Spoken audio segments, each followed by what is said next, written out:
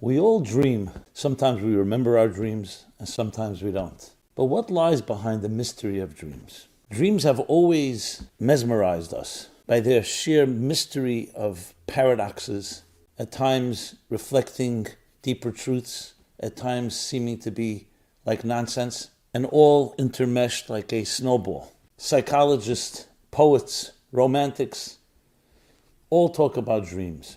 Let's dig deeper. A dream gives us a glimpse into what is going on behind the curtain, under the dashboard, into our inner subconscious or superconscious psyches. A dream indeed is a glimpse into a deeper part of our minds, where things are not necessarily always rational and structured as it is when we're awake and thinking in a structured and an organized manner. So the mere fact that they're not organized, the mere fact that they're an entanglement of so many different elements, often a narrative that combines all kinds of different details, some things even completely absurd, that itself is a revelation of a reality that is not defined by the structures that we're so accustomed to. And that's very much part of the mystique of dreams. So, let's begin with a Talmudic statement that says the following. There is no dream without nonsense. On the other hand, every dream has a glimpse, has a taste, gives us a peek into a deeper reality. The challenge is that they all come mixed together and it's hard to distinguish what is nonsense, what is not nonsense.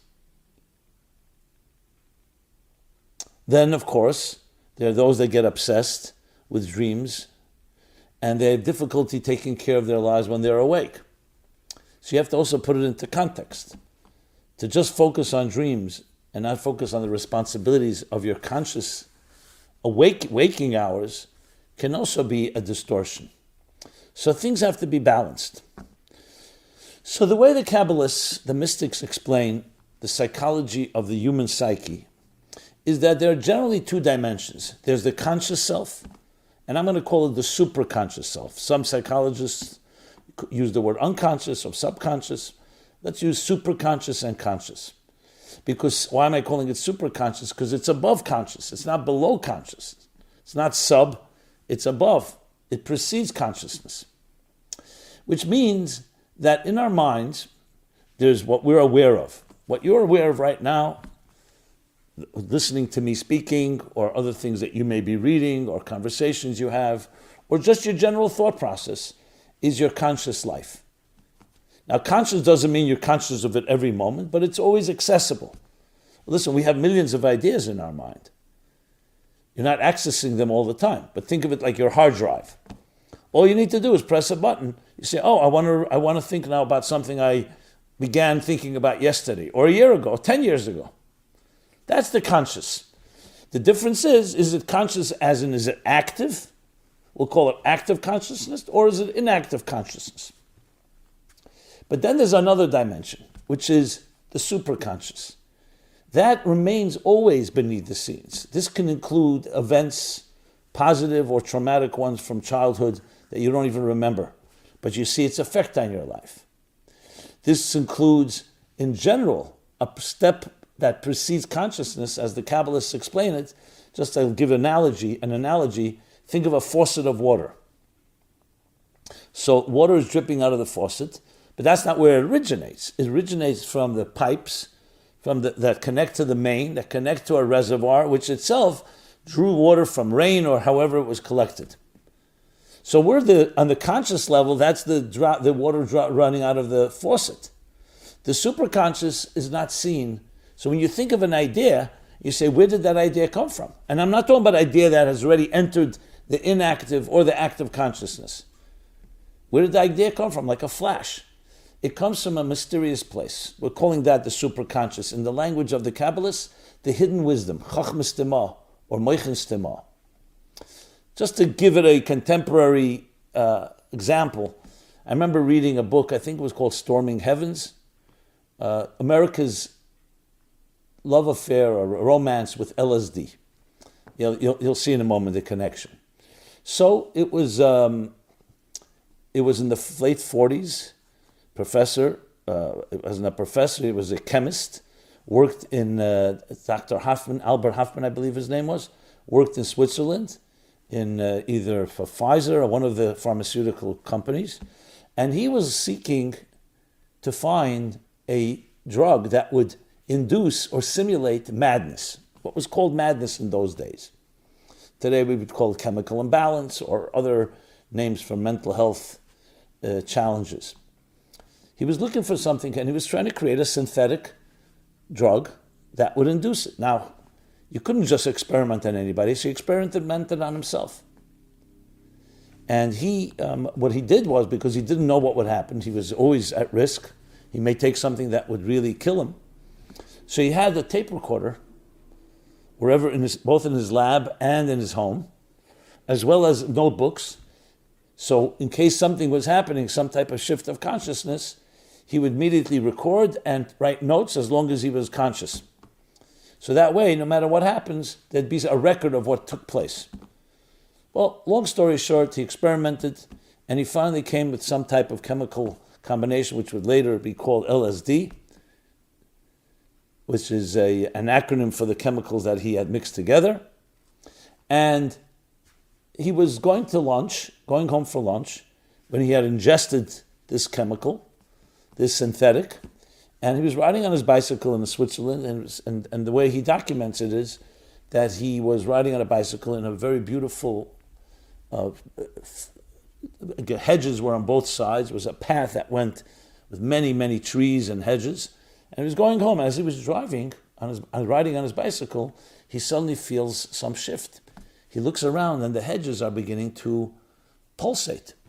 And he looked at the sky, and the sky began to change colors. And slowly he was having this first psychedelic experience, which he didn't know at the time what it was. Basically seeing things in colors and sounds and everything being exaggerated and amplified. And he was like completely blown away. By the time he got home, he was in a stupor, he was in a state, and he turned on the recorder and took notes, whatever he was capable, and then he passed out. But then he was revived. This was the first LSD experience, acid trip. Now, what he wrote down was, and I don't recall the details, was that to him this was a peek into the superconscious. He didn't use the word superconscious, where things melt and do not have the regular structures that we're usually accustomed to. An example I gave earlier about the faucet. When the faucet is running, it's regulated, it's gauged, it's flowing in a very organized way.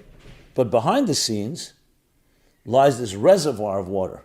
So it's not one big jumble, but it's far greater than the conscious flow, which is a limited flow that we can relate to. So in a sense, really madness, as he called it, or that state of accessing that is actually closer to reality than our conscious minds. Our conscious minds are like a faucet. It's actually limited reality.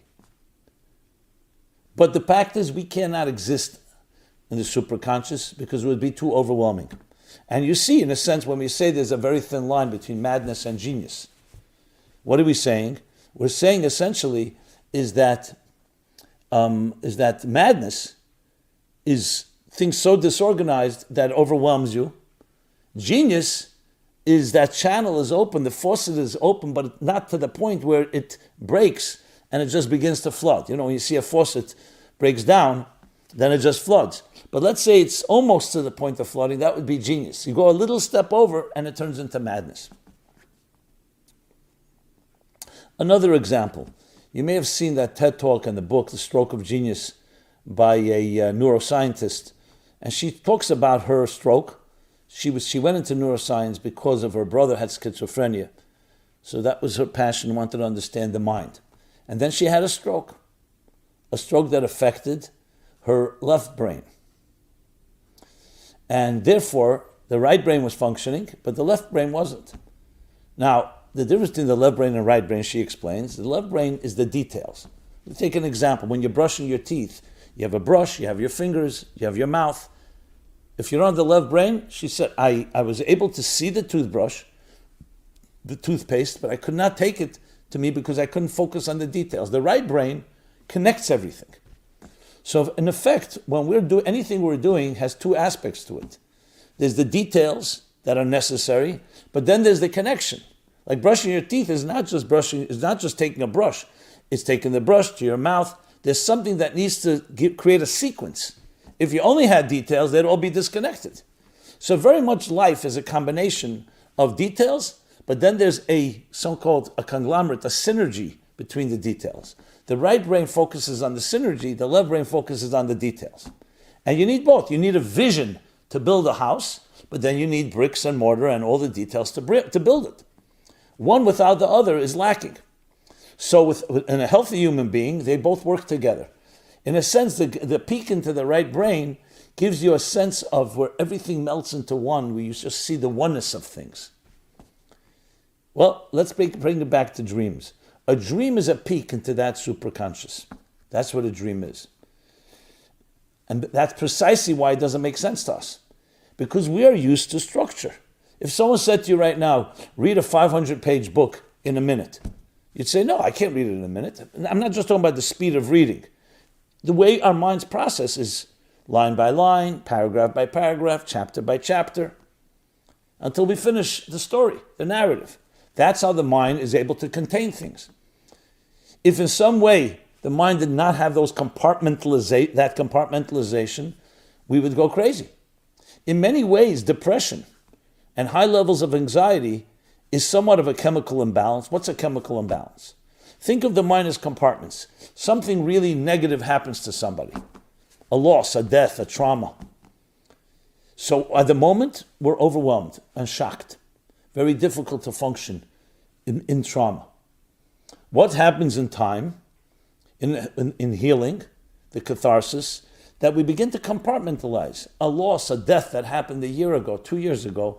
Yes, it's still in our consciousness, in our inactive consciousness or active one, but it's the compartmentalization of our chemicals allow us to let it recede and we can focus on other things in life. Imagine you cannot in any way in any way minimize or diminish the intensity of a traumatic experience. That there's no forgetfulness. It's as if you're living in it, even if it happened 20 years ago. What they call post-traumatic syndrome, PTSD. What happens? The trauma is still living with you. That means that the compartments are not completely compartmentalized. We need compartmentalization to be sane. So in a way, limited consciousness is critical for our own sanity, because we need to be able to say, okay, that happened, it's true, it was a very negative experience, but now I'm not there. So in general, life then is based on structure. So yes, you do have memories and you do have some general narrative, but it breaks into details. The left brain, right brain, and we need both. If somebody is in a place where there's no compartments, they can simply not function. That's where people's minds are racing. They completely lose it because so much is happening. So the other side of it is people who compartmentalize very well. The genius, or don't use the word genius, people who are smarter or their minds work in a more efficient way, they have both compartments, but the compartments are not as tight. So they're not very narrow. They connect things very well, but not to the point where they lose the compartments. So like anything in life, the human body, for example, is made up of many components. The healthy body has to have, each component has to do what it needs to do. The mind, the heart, the liver, the lungs, and so on. If they would lose sight of their own identity, we would not be able to function. On the other hand, if they were completely separate entities, you wouldn't have one cohesive, healthy body. So that's the power of it, is the harmony within the diversity. It's as diverse as it gets. If someone did not know better and they saw a human being dissected, God forbid, and didn't know, an alien would see that, a Martian would see that, they'd never know these things all come together. So you'll see any beautiful structure, whether it's a man-made structure or it's a natural structure, it consists of these two elements, the structure and the details, but they speak to each other. Like a conductor of a symphony different musicians, but the conductor is keeping a cohesiveness, so it's one story, one narrative made up of details. Our waking hours is focused far more on the structure. When we're asleep and the conscious mind, so-called, also goes to sleep, that what opens up is the mysterious world of the superconscious. And one of the ways it expresses itself is through dreams. A dream is an experience of the superconscious. The problem is it doesn't work by the rules of structure. So a dream can be complete nonsense, things that, why are you even dreaming that? Or it can be a combination of events that happened today, yesterday, 10 years ago, and then suddenly gets all connected in a very strange way. It's not even a narrative. You'll have characters that don't know each other, but in your dream they'll come together. The first thing is we need to know that don't try to make sense of it. Because if you're trying to take the superconscious and put it into conscious structure, it won't work. What you want to do, if you are indeed analyzing a dream, is want to dissect and say, okay, let me see what elements I can extract and maybe learn something from it. But as I said earlier, it's also critical not to become consumed with it. I know people whose life is not working out and they become desperate, or it's even somewhat of sensationalism. Interpret my dream. People come to me all the time. So I remember my teacher, my mentor, saying to someone, before we interpret dreams, let's first figure out what we do when we're awake. Now, of course, we have dreams. We have dreams in the Bible, Jacob's dream. We have Joseph's dreams, interpretation of dreams. But that's only in addition to a responsible conscious life. If you don't have your conscious life in order, to go to dreams can be a form of escapism. Just like many things, when things are not going well, we escape. So it has to be put into context. On the other hand, dreams do give us a glimpse into that superconscious state, and it has, as I said, sometimes you'll never figure it out, sometimes you could get something. There have been times, I know from my own experience, I had a very intense question, I went to sleep with it, and during the night, during the dream, something came to me. And you wake up and say, I got it. Now, it's not necessarily in a very structured way, as I said. It's like it can be completely enmeshed in a million other things that are going on, but some glimpse, something came from a deeper place. And in truth, the Talmud also says an interesting thing, that a person dreams at night about what they think by day. So if you focus on something by day, it's likely it'll appear in the dream. It's not always the case. Because it's interesting, dreams will sometimes focus on something that you really matter to you, not necessarily you thought about it by day. I remember thinking about this once, something I really was concerned about during the day, and by night I never dreamt about it. I dreamt about something else. And then I realized that something else has significance. But it's a complicated process, and there's really no formula. We need to know that it is a glimpse into that reality, and that's one of the reasons we're given dreams, is to realize that there's more to life than what meets the eye. There's more to life than the structured conscious mind that we have and feelings. And it's a gift to know there's another reality. Whether we can understand that reality or not is another discussion, is another issue. But the fact that there is something that makes you tick. Now, it makes total sense. We all know that. When people, for example, have an anger streak or other virtues or vices in their personality, they're most often, I'm not talking about superficial things, they're most often coming from a deeper superconscious place, whether we know it or not. So you don't need a dream to recognize that, like anything, has a behind the scenes, what's going on under the dashboard, as I said, behind the curtain. But a dream is an actual glimpse into that. So I would like to say that a dream is also an humbling experience, because it humbles you into realizing that what you know about life and what you know about your own structure of life and the patterns and routines, the things you depend upon, is only the tip of the iceberg. And that's a good analogy here, the tip of the iceberg. It's what you're aware of. It's not what you're not aware of. It's not the superconscious. And I should add, in the Kabbalistic writings, they talk about 2 levels of superconscious, which the truth is there are many more, infinite levels, just like you speak about microscopic or subatomic particles. So the sub, and the sub.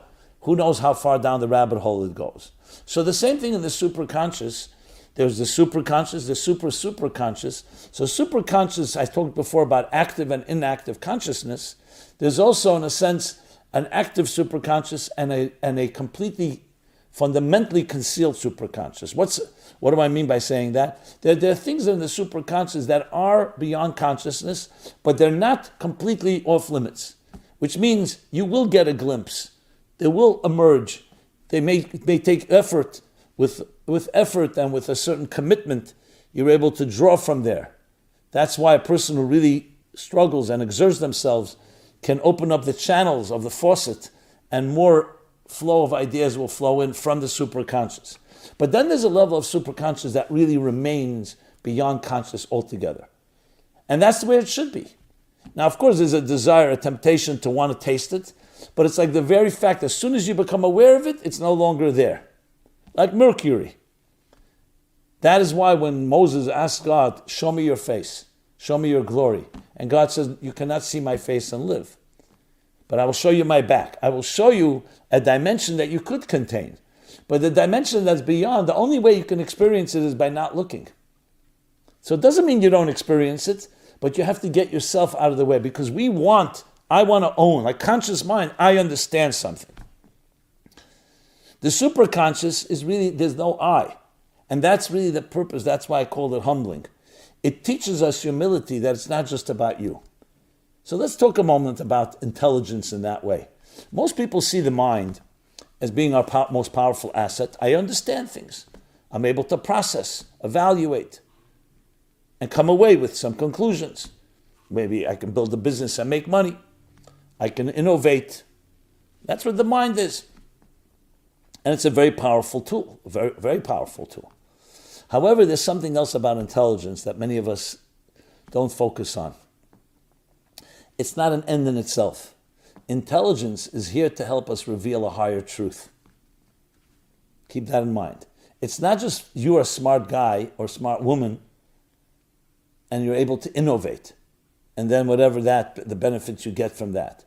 Or you just are able to see things more than others because of your intelligence. But it's about experiencing a higher truth. So in a way you can say, I understand something, or the idea is understood.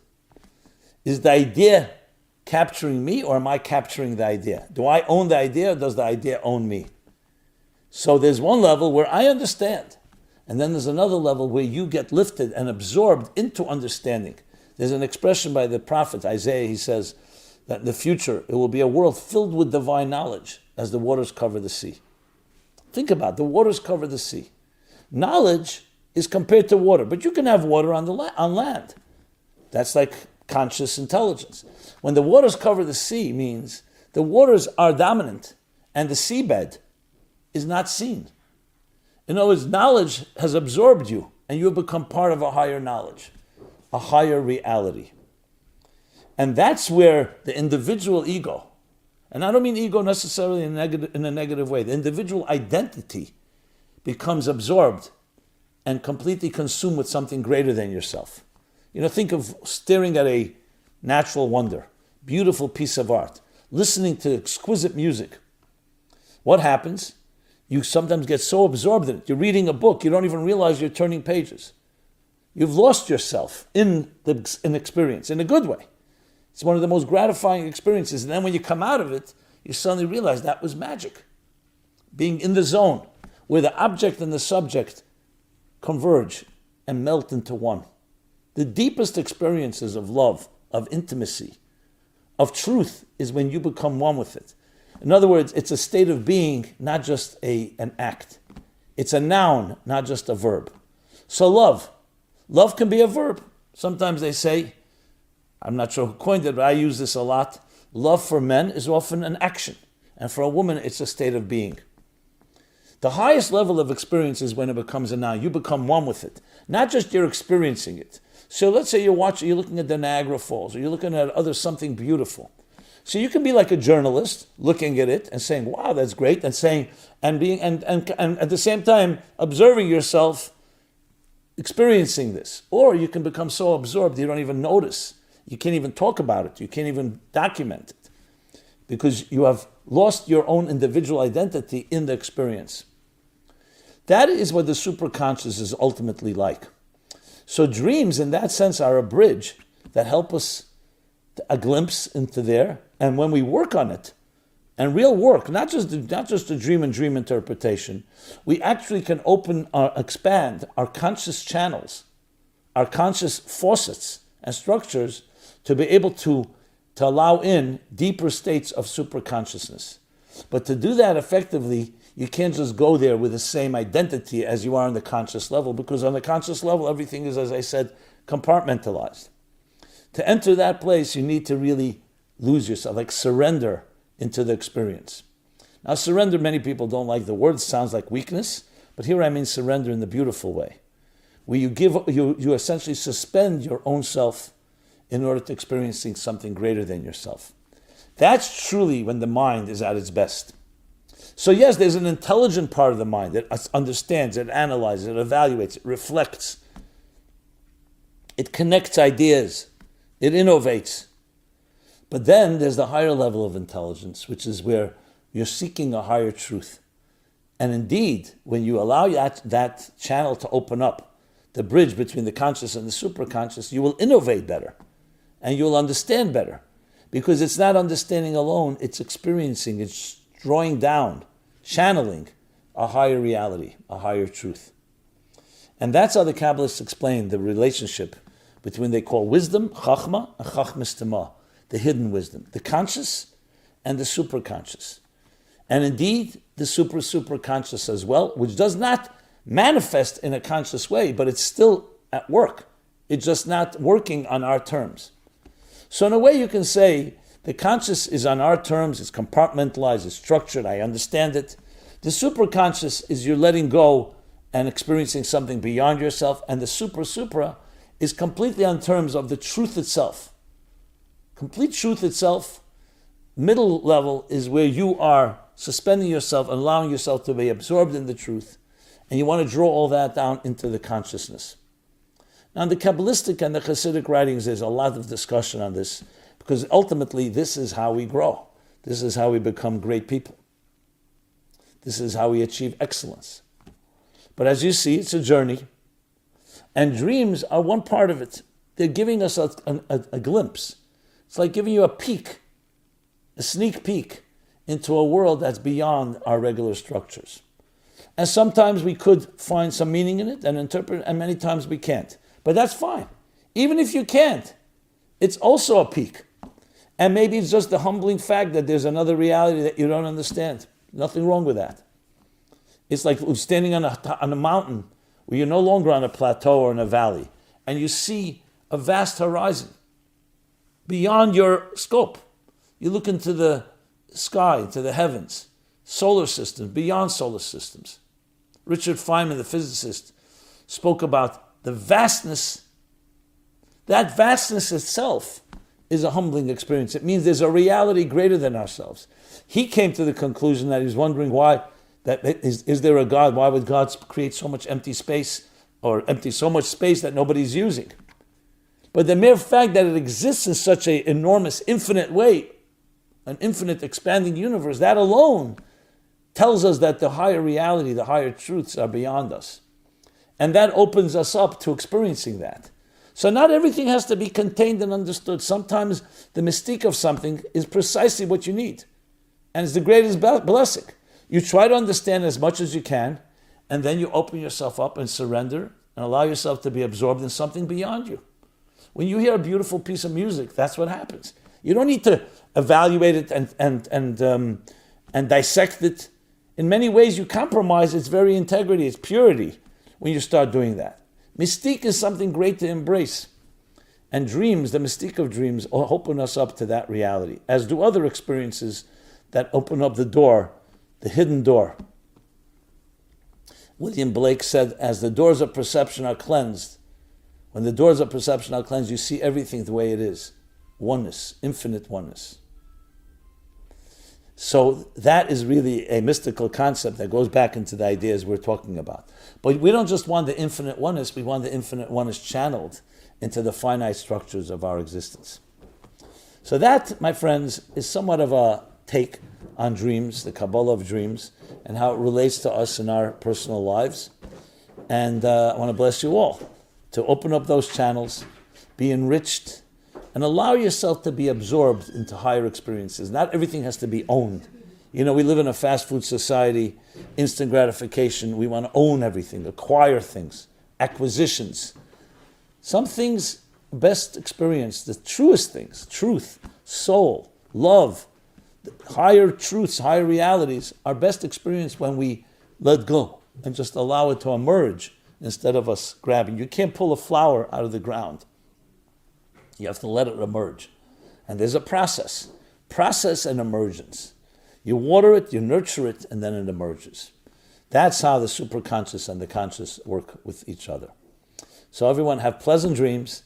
Learn, let it open up those channels, learn from them, and may you experience the greatest vistas of fusing the infinite and the finite.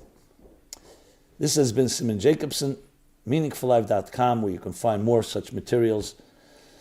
This program and all the programs are all archived there. We have a wide array of options. Please check it out, meaningfullife.com. I'd love to hear feedback, your thoughts, your comments, your suggestions, and of course, please share this if you see fit, if you see it fit with friends, others, because it's about a ripple effect of each of us as individuals connecting together in a greater synergy. Be well and be blessed. Thank you. This program is brought to you by the Meaningful Life Center. Please help us continue our programs. Make even a small contribution at meaningfullife.com/donate.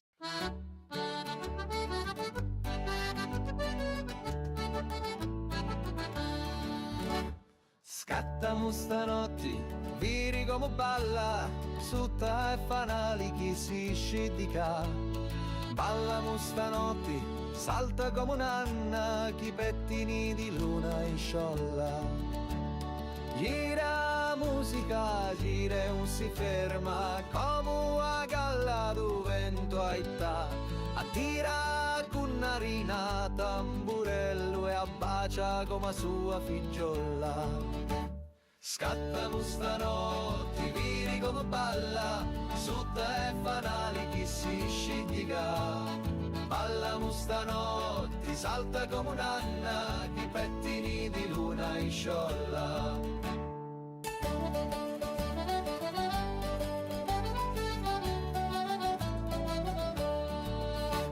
Sinni e tunu, i voti si danno, tu na poco gli peputia. Sinda fettunu, i cappotti russi e si ricordano da notti buona. Scattamo stanotte, vini come balla, sutta e fanali chi si scidica.